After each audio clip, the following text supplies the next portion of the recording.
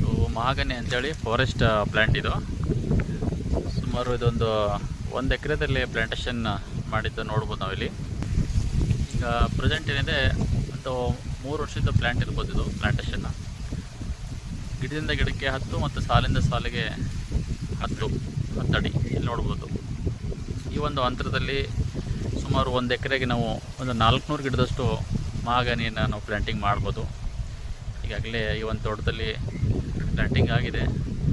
ಗಿಡದ ಕಾಂಡ ಕೂಡ ತುಂಬ ಚೆನ್ನಾಗಿ ಬಂದಿದೆ. ಈಗ ಕಾಂಡ ಗಾತ್ರ ಬಂದು ಒಂದು 15 ಸೆಂಟಿಮೀಟ್ರಿಂದ 18 ಸೆಂಟಿಮೀಟ್ರ್ವರೆಗೂ ಇದೆ. ಈ ಥರ ಸೈಡ್ ಬ್ರಾಂಚಸ್ ಏನಿದೆ ತೋರಿಸಿದಾರೆ.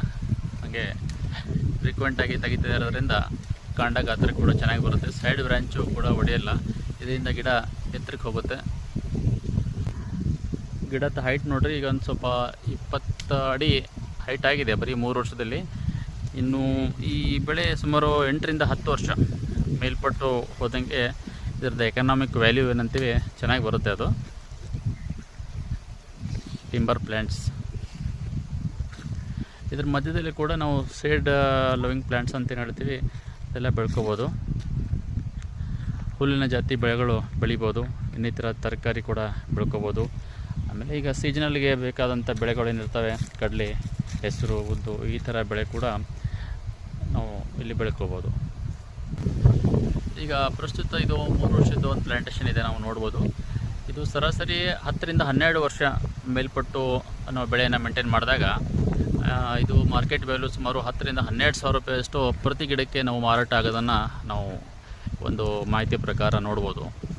ಹಾಗಾದರೆ 1 ಎಕರೆದಲ್ಲಿ ನಮಗೆ 400 ಗಿಡಗಳು ಕೊಡ್ತವೆ, ಸುಮಾರು 10 × 10 ಅಡಿ ಅಂತರದಲ್ಲಿ. ಹಾಗಾದರೆ ಸರಾಸರಿ ಒಂದು ಗಿಡ 10 ವರ್ಷ ಮೇಲ್ಪಟ್ಟಾದಮೇಲೆ 10 ರಿಂದ 12 ವರ್ಷಕ್ಕೆ 10,000 ರೂಪಾಯಿ ಅಂತ ಹಿಡ್ಕೊಂಡ್ರೂ ಕೂಡ 1 ಎಕರೆದಲ್ಲಿ ನಾವು 400 ಗಿಡಕ್ಕೆ 40 ಲಕ್ಷದಷ್ಟು ಲಾಭವನ್ನು ನಾವು ಈ ಮಹಾಗನಿ ಒಂದು ತೋಟದಿಂದ ಪಡೆಯಬಹುದು. ತುಂಬ ಲಾಭದಾಯಕ ಒಂದು ಅರಣ್ಯ ಕೃಷಿ ಪದ್ಧತಿ.